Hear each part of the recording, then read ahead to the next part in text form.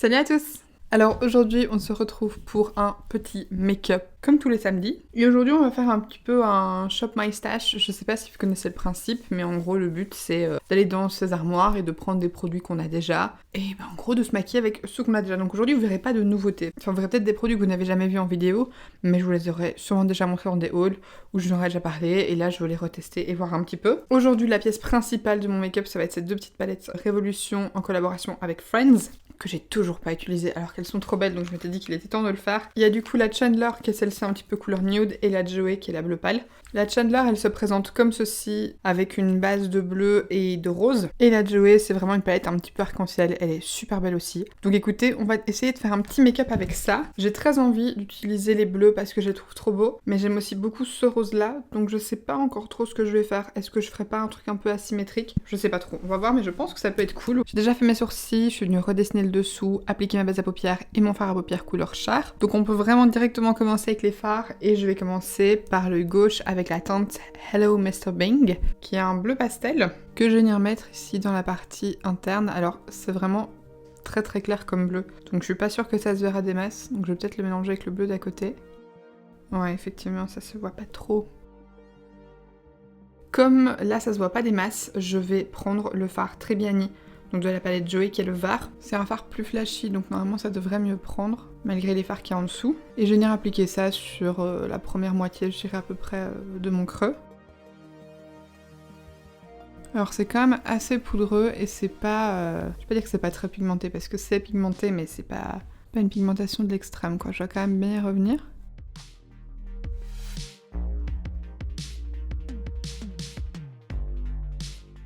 Pour la deuxième partie de mon creux, je viens prendre la teinte Bigger Boat, qui est juste ici, qui est dans la palette Chandler. Toujours avec le même pinceau, et là je viens l'appliquer sur la partie un peu plus externe.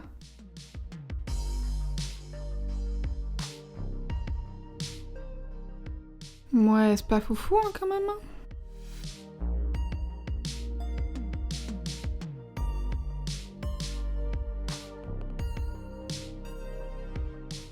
Et je viens prendre un petit peu du fard Hypnosis pour appliquer entre les deux, essayer de faire un petit fondu entre le vert et le bleu, parce que ça se fond pas très bien, parce que le vert est assez jaune quand même.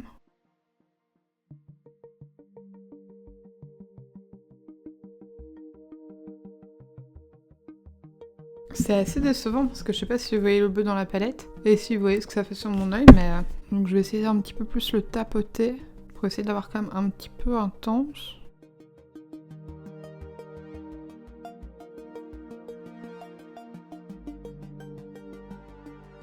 Sur la paupière mobile, j'aurais bien appliqué deux fards lumineux, seulement le problème c'est que le fard The Box appliqué, on dirait plus un genre de champagne, on voit pas trop le vert. Pour un petit peu intensifier le vert, je vais venir prendre la teinte jaune qui s'appelle Turkey dans la palette Joey pour repasser un petit peu par-dessus. Là pour le coup, le jaune il est intense, que vous voyez, genre il transforme directement le vert quand même. Je vais venir prendre un petit pinceau Zoeva, c'est un Luxe Smoky Shader avec ma teinte bleue, donc Bigger Boat, pour venir vraiment la tapoter au niveau du coin externe, essayer de l'avoir un maximum intense. En fait, ce qui est trop bizarre, c'est que quand je l'applique, on dirait un peu une teinte pastel, alors que c'est pas une teinte pastel. Alors en plus, j'arrive pas à bien estomper le vert et le bleu. Ouais, on va dire que ça va. Je suis pas trop fan, mais pas trop le choix. De l'autre côté, je vais commencer avec la teinte Erika.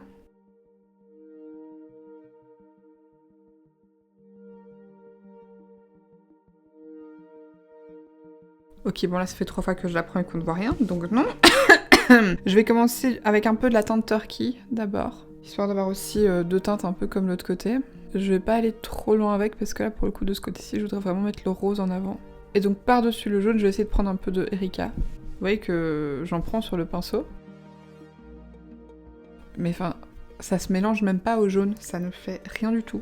Pas top. Là, je suis dégoûtée, ça fait quand même quelques fards qui sont vraiment pas ouf. Hein. À côté, je viens prendre la teinte Eddie de la palette Chandler, que je viens appliquer au niveau du centre. En fait, c'est des fards qui sont super poudreux, genre vraiment poudreux, et qui ne s'appliquent pas bien, qui ne s'estompent pas bien non plus. Enfin, je sais pas si vous voyez, mais ça fait des petits patchs, et en même temps, c'est pas du tout pigmenté.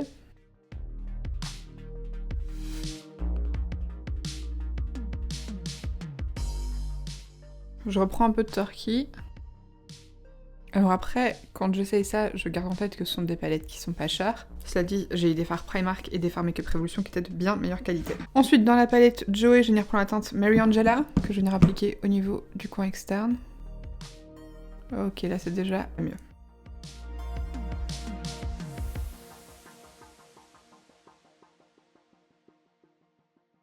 C'est mieux, mais c'est pas parfait, hein. Du nouveau, ça a du mal à se dégrader en fait.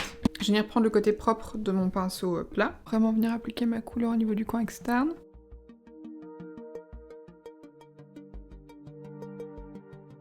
J'hésite pas à reprendre un peu de Eddie. Et également un peu de Turkey.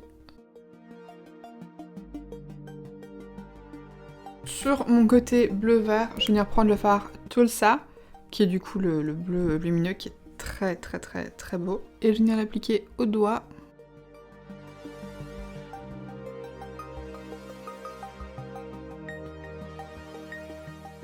Je zoome un peu pour vous montrer, mais ça fait super cheap. Pareil, ça s'applique pas très bien, ça fait des chutes en plus de paillettes partout. Je vais prendre mon pinceau plat, je vais prendre le fard Tulsa dessus et je vais venir l'humidifier et l'appliquer humidifié pour essayer de faire ressortir vraiment ce que je peux. Franchement, c'est dommage qu'il s'applique pas mieux parce que le reflet est très beau. Alors on pourrait dire oui, ok, bah c'est un topper, etc. Ok. Seulement le problème c'est que comme les fards mat sont nuls, et vous pouvez pas dire de mettre les fards mat en dessous pour vous en servir comme base et mettre ça par-dessus comme topper. Surtout que les toppers ça s'applique bien au doigt, et ça ne s'applique même pas bien au doigt.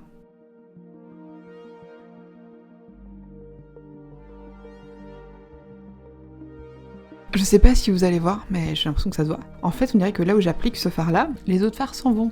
Et du coup à la jonction, j'ai une petite bande couleur chair qui se voit. Bon. Je vais essayer de prendre le fard Dr. Drake pour l'autre côté. Je le prends d'abord au doigt. Je prends le fard au doigt. J'en prends beaucoup.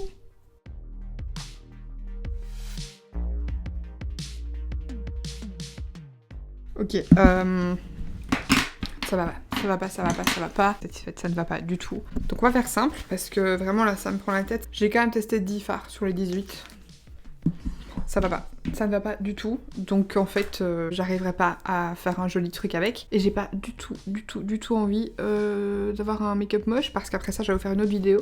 Et j'ai pas du tout envie d'avoir un sale make-up dégueulasse. Donc, je vais démaquiller ça. Oh, en plus, ça teinte ma paupière, c'est parfait. Je vais défaire mes sourcils et tout, en fait, pour dire de pouvoir bien démaquiller mes yeux, parce que j'arrive pas à bien démaquiller. Je vous avoue qu'en fait, si je prends pas la peine de continuer, c'est parce que je sais très bien que si là, c'est déjà aussi compliqué au niveau de la paupière supérieure, quand je vais vouloir faire le ras de cils inférieur, ça va être une catastrophe aussi. Ça s'estompe pas bien, c'est un enfer. Pourtant, je fais jamais ça. Et je dis pas ça, parce que c'est des fards pas chers, je précise au cas que. J'ai déjà utilisé plein de palettes pas chères qui sont très bien. Les Morphe fonctionnent très bien, les Colourpop fonctionnent très bien. J'ai des palettes Catrice que je trouve top aussi. Bon, je vais refaire mes sourcils. Oh non, mais franchement, j'ai des paillettes partout. Est-ce que vous allez pouvoir voir ou pas que j'ai des paillettes partout. Surtout là, tout ça, hop. Je me suis démaquillée, j'ai refait mes sourcils avec lesquels j'ai galéré pendant 1000 ans. Je suis couverte de paillettes bleu-vertes partout. Mais c'est pas grave, on va continuer. J'ai pris une autre palette. Je m'étais dit que les palettes Makeup Revolution et Friends, même si elles étaient pas folles, je les garderais parce que c'est un objet de collection et que je trouve que l'harmonie est super jolie. Elles sont tellement pourries qu'elles vont dégager tout de suite. Je peux vous dire, voilà, là dans le tri ça va. Bye bye. Du coup, je me suis dit qu'on allait utiliser plutôt cette palette-ci, parce qu'en fait, j'hésitais à vous faire un make-up avec celle-là, juste avant de penser aux petites palettes Friends. C'est la palette Lorac Pro numéro 4, je vous en ai parlé à plusieurs reprises dans des vidéos favoris. Je vous l'ai mentionné dans une de mes dernières vidéos aussi, en vous disant que j'avais complètement zappé de vous la mettre dans mes favoris de l'année, alors que je l'ai adorée. Je la trouve excellente, en l'ouvrant comme ça, elle me paraît si fade, alors que je sais que quand je maquille avec elle, elle est géniale. Déjà rien que re-swatcher les fards lumineux, ils ont une texture en fait, les lumineux, super fine, super fondante, j'ai jamais vu ça. Et du coup, je vais faire mon petit make-up que je fais classiquement avec cette palette là. Quand j'ai envie d'être un peu maquillée mais que je veux un truc simple, rapide mais qui a quand même un peu d'impact, cette palette pour ça elle est fantastique. Alors pareil, hein, j'ai déjà appliqué ma base à paupières qui est la Shadow Insurance de chez Too Faced, poudré le dessous de mon sourcil, et je vais commencer avec la teinte brûlée qui est juste ici. Voilà, si je vous la mets comme ça, vous voyez un peu mieux la couleur. En fait, ce que j'aime bien avec cette palette, c'est que vous avez presque à chaque fois en fait le fard mat et la couleur lumineuse qui va avec. Et je trouve que ça permet de faire des looks super faciles. Alors par contre, les fards sont extrêmement poudreux, mais genre vraiment très poudreux. Même en prenant tout doucement, ça vous fait du cake back partout, donc le cake back, pour d'entre vous qui savent pas ce que c'est quand vous avez du fard qui devient libre en fait dans le pan de votre palette. Maintenant, comme je vous l'ai déjà dit, ça me dérange pas d'avoir des fards poudreux si ils sont pigmentés. Ce qui est le cas de ceux-ci, là je le prends petit à petit, de toute façon c'est une couleur très claire donc je pense que vous verrez qu'il y a une différence mais ça reste assez léger. Et du coup, ça c'est ma teinte de transition, c'est ce que je vais appliquer en premier, le mieux dégradé, presque jusqu'à mon sourcil. Oh, fard pigmenté qui se dégrade. Quel plaisir! Avec un plus petit pinceau, dans ce cas-ci, un Taper Blending de chez Boozy Shop, je viens prendre la teinte Warm Ginger, qui est juste là. C'est un make-up simple, rapide et efficace, parce que les fards se travaillent super bien, qui sont bien pigmentés, mais pas difficiles à estomper, vous voyez. Et par exemple, le Warm Ginger, il est beaucoup moins poudreux que le fard brûlé. Je vais aussi en appliquer légèrement au niveau du coin externe, pour me permettre de dégrader le fard que j'appliquerai par après.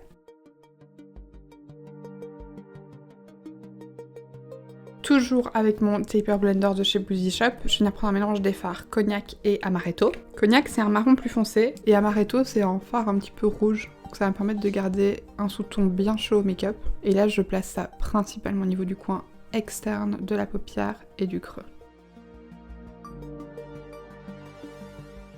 Et ensuite je n'hésite pas un petit peu étirer vers le coin interne, mais légèrement, j'appuie pas trop sur mon pinceau parce que je veux que ce soit vraiment tout doux. Et ensuite, ma teinte lumineuse préférée de la palette, c'est la teinte Candlelight. C'est un genre de doré champagne magnifique. Il est super lumineux. Je l'applique au doigt comme toujours. Déjà rien que quand vous le touchez au doigt, en fait, il en faut quasiment pas parce que c'est tellement lumineux et tellement fondant que ça s'applique super bien. Ça s'étire hyper bien aussi. Enfin, vous devez pas travailler pendant 1000 ans, quoi. Et alors, généralement, je fais pas de queue de cuisse parce que flemme. Mais ce fard est super joli parce qu'il est très simple, mais il apporte une super jolie lumière.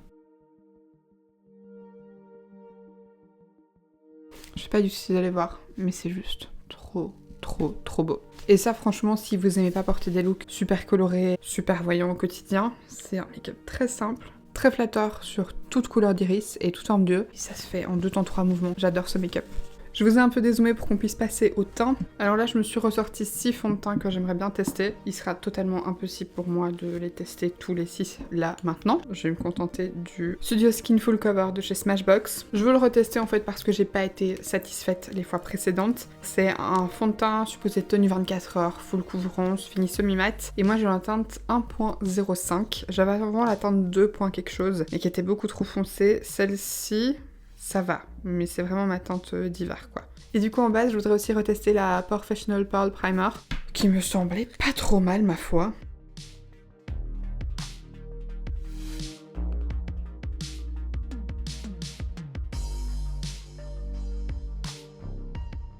Donc, j'en ai mis un peu sur ma palette et je vais l'appliquer avec mon pinceau Love is the Foundation de chez It Cosmetics. Parce que toutes les fois précédentes où j'ai appliqué, c'était à l'éponge et j'étais pas 100% satisfaite. Alors déjà, c'est très clair. C'est très clair et le problème avec tous ces fonds de teint couvrants, c'est que ça se voit de ouf. C'est pas genre clair et ça peut passer, non, c'est très clair. Alors question finie, ça me semble assez mat. Oh non, hein. En fait, je pense que c'est un fond de teint qui peut être beau quand vous n'avez pas de texture de peau. C'est-à-dire que là, au niveau de ma mâchoire, je trouve qu'il est très joli. J'ai pas de texture, j'ai pas d'imperfection, et du coup ça passe. Mais au niveau de mes joues où j'ai plus de texture, je trouve que ça marque directement.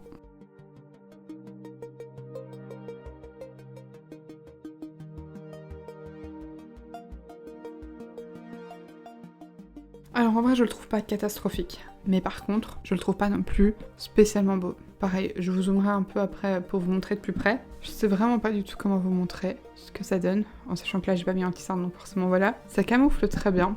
Là j'ai l'impression qu'on voit des ombres, mais en vrai on voit quasiment plus mes imperfections. Mon grain de beauté pareil on le voit presque plus. C'est pas moche, mais ça fait très cakey quoi. Genre au niveau de mon front, vraiment ça marque tout, ça marque les zones de sécheresse, enfin c'est pas un beau fond de teint. Et le truc c'est que j'ai presque envie de vous dire, peut-être qu'avec un autre primer, mais pour l'avoir testé avec d'autres primers, c'est pas mieux. Et le problème c'est que là par exemple, je m'imagine poudrer ça, et je sais que ça va être encore pire si je poudre. Donc c'est pas foufou quoi, c'est pas foufou. En anti-cerne, je vais me resservir du anti-cerne haute couvrance fini naturel de chez Sephora, parce que ça fait un petit moment que je m'en suis pas servi, alors que j'adorais cet anti-cerne. Là c'est la teinte 20 Cream. J'espère que ça ira avec la couleur du fond de teint.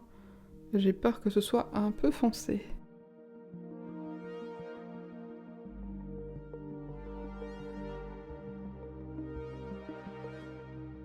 Avant de poudrer mon teint, je voudrais essayer de sprayer mon visage avec la brume Hangover de chez Too Faced parce que c'est à base d'eau de coco et que c'est supposé être hydratant. Donc je voudrais voir si ça peut pas un petit peu réhydrater le truc. Et alors je vais également sprayer un petit peu sur mon éponge pour venir un petit peu fondre ça dans le fond de teint sur ma peau pour voir si ça aide un petit peu. Sorry mais j'ai déjà perdu tellement de temps avec le premier maquillage raté que je peux pas me permettre d'attendre une demi-heure que mon hockey passe. Parce que oui, ça peut clairement durer une demi-heure. Ça a un peu aidé, mais franchement, c'est pas foufou. En fait, le truc, c'est que c'est des produits qui coûtent cher et du coup, j'ai envie de m'entêter à les faire fonctionner. J'ai déjà essayé ce fond de teint plusieurs fois avec plusieurs bases, plusieurs poudres, plusieurs modes d'application, éponge, pinceau, etc.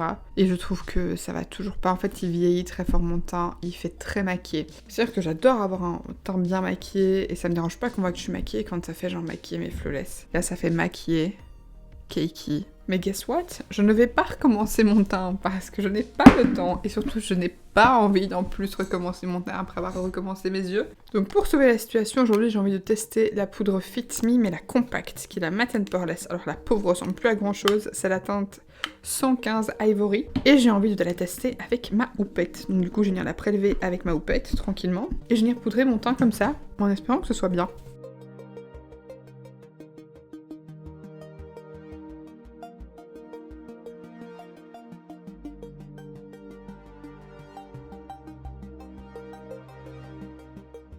Alors c'est la première fois que je poudre mon teint avec une poudre compacte à la houppette. Et écoutez, je trouve ça pas mal du tout. Je dirais pas que ça a sauvé mon teint, parce que forcément j'ai poudré un truc qui mettait déjà en avant pas mal de choses sur mon visage. Et ce sont des choses que la poudre met encore plus en avant. Mais cela dit, c'est bien moins pire quand même. Pour mes sourcils, je viens utiliser le Volume Lift Brow Mascara Waterproof de chez Catrice en teinte 040 Dark Brown. En fait, si en ce moment je fais des vidéos Shop My Stash, c'est parce que comme vous savez, j'ai un trait qui arrive. Je sais que vous adorez ce genre de vidéos.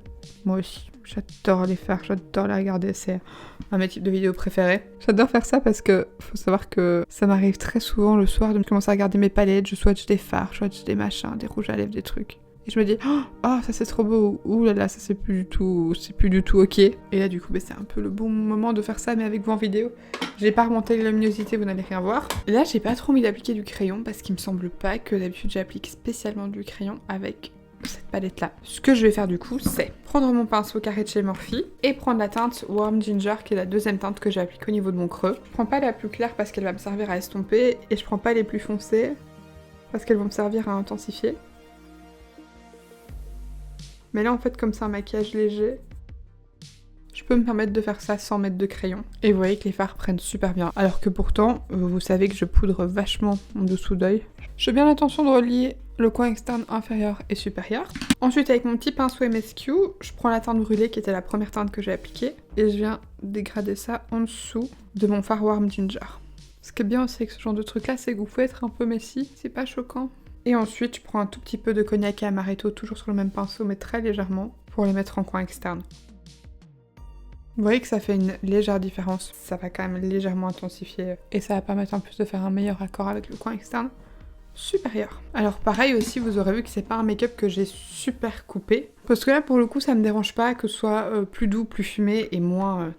Vous voyez, généralement, j'aime bien faire ce make-up avec un petit trait de liner noir. Donc c'est ce que je vais faire. Juste d'abord appliquer un peu de mascara en rehaussant légèrement mes cils, pas à fond, ça sert à rien puisque j'ai appliqué des faux cils. Donc pour coller mes faux cils et faire mon trait de liner, parce que c'est un 2 en 1, je vais utiliser le Shiglam All Eyes on You Eyelash Glue Liner en teinte noire. Alors la première fois que je m'en suis servi, je l'ai utilisé par-dessus un autre liner noir. Et en fait, j'ai carrément dépassé, en faisant mon trait de liner par-dessus un autre liner, j'ai fait n'importe quoi. Et il est hyper opaque. Donc du coup, je voulais le réessayer sans liner noir en dessous, parce que je pense que c'est largement faisable.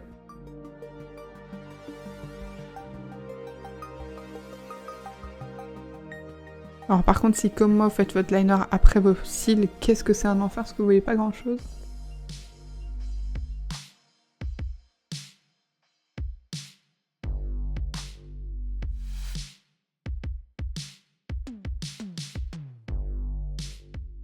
Et je pense qu'on peut se mettre d'accord pour dire que la différence entre les deux yeux est assez notable. Je vais juste venir rajouter un tout petit peu de crayon couleur chair, des petits, vous voyez, stylo 4 couleurs de chez Makeup Revolution, dans ma muqueuse inférieure pour un petit peu plus réouvrir.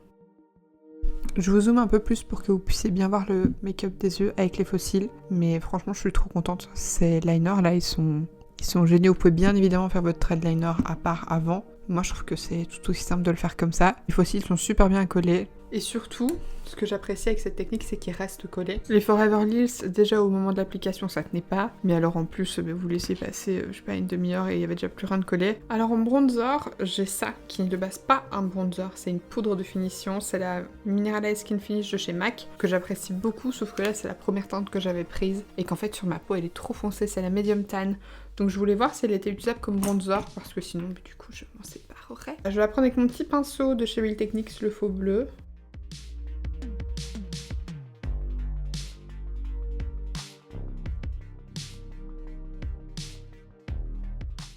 Je crois que ça peut fonctionner quand je veux un truc assez léger, hein, parce que pour le coup, c'est presque imperceptible.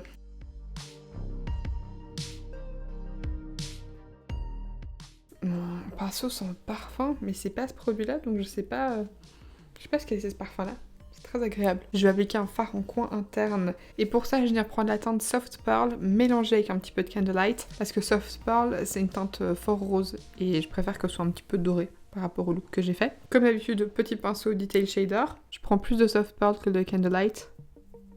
C'est pas ça que j'aurais dû faire. C'est ça. Et du coup, je vais appliquer mon fard Melted Chrome de chez Essence en teinte 02 ironique. J'ai même plus besoin de regarder la référence. Je la connais par cœur. En blush, j'ai envie de tester celui-ci parce qu'il me semble un peu foncé et du coup je voulais quand même le tester. C'est un blush Colourpop qui fait partie des Pressed Powder Blush, ça faisait partie de la collection Poppy quelque chose. Et là c'est la teinte Out of Sight, je pense que vous voyez que c'est foncé. Donc j'aurais voulu voir si pris avec parcimonie, du coup forcément déposé avec parcimonie, ça pouvait faire l'affaire ou pas. Donc je vais venir prendre mon pinceau numéro 116 Tapered Blush Brush de chez Primark. Ça m'a pas l'air très pigmenté donc je crois que je peux en prendre.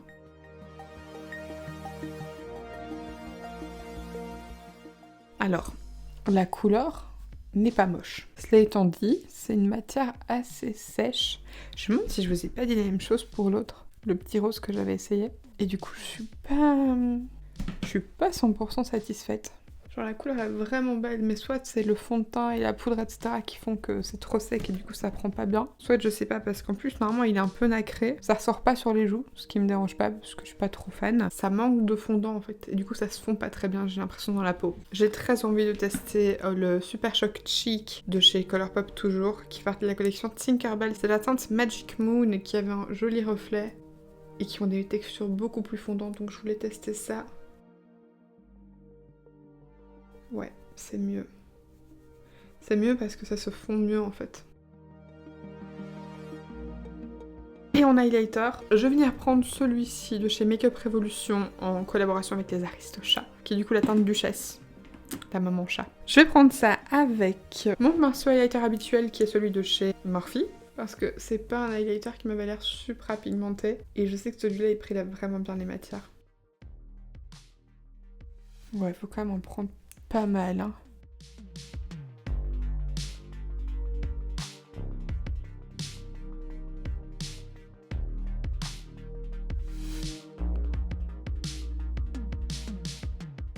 Pour mes lèvres, je vais profiter d'avoir une fois un make-up nude pour mettre quelque chose d'un peu plus voyant. Et aujourd'hui, j'ai décidé de me pencher sur un rouge à lèvres Pat McGrath qui est dans la teinte Flesh 3. C'est un rouge à lèvres assez mat, bordeaux, marronné, qui est trop beau.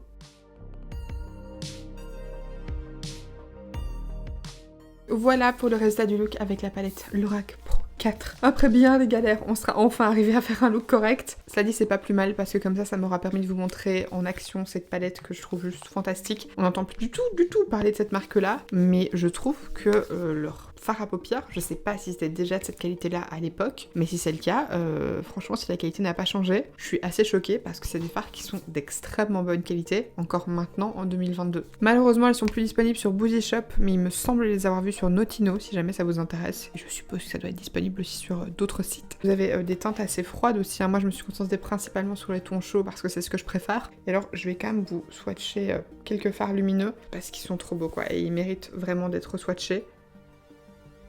Je sais pas si vous voyez, si vous pouvez vous rendre compte à quel point c'est fondant, c'est crémeux, c'est lumineux, enfin ça s'étire comme rien.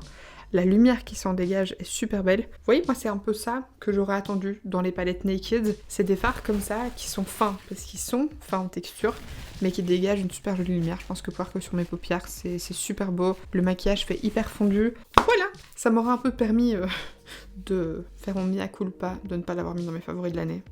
Petite Laura, je suis navrée, d'accord, tu ne méritais pas ça, tu méritais ton moment de gloire, mais tu l'as eu aujourd'hui. J'espère que cette vidéo catastrophe vous aura plu. Si vous avez testé les palettes Révolution en collaboration avec Friends, principalement ces deux-là, parce que les autres, je sais pas trop ce qu'elles valent, puisqu'elles étaient un peu plus neutres, donc je me suis moins penchée dessus, et que normalement des fards neutres, c'est plus facile à formuler, donc ça devrait être plus facile à travailler. Dites-moi ce que vous en avez pensé, parce que là, franchement, j'ai tenté quoi. J'ai tenté de les faire fonctionner, et ça ne fonctionnait pas. Vous voyez que pourtant, j'ai pu faire fonctionner cette palette-ci sans problème. Alors ok, on n'est pas sur le même prix, mais j'ai des palettes petit prix qui sont exceptionnelles. Genre les Colourpop, elles sont petit prix, elles fonctionnent très bien. Morphe, pareil, fonctionne très bien. Wet n Wild, pareil, fonctionne très bien. Donc il y a moyen d'avoir des palettes pas chères qui fonctionnent. Mais là, ça ne fonctionne pas. C'est une grosse déception, surtout pour les fards lumineux que je trouvais magnifiques. Merci beaucoup d'avoir regardé cette vidéo jusqu'au bout, malgré les petites péripéties qu'on a eues. Si jamais elle vous a plu, n'hésitez pas, comme d'habitude, à la liker et à vous abonner en cliquant juste en dessous si ce n'est pas encore fait. Et puis quant à moi, d'ici la prochaine, je vous fais d'énormes bisous. Bye.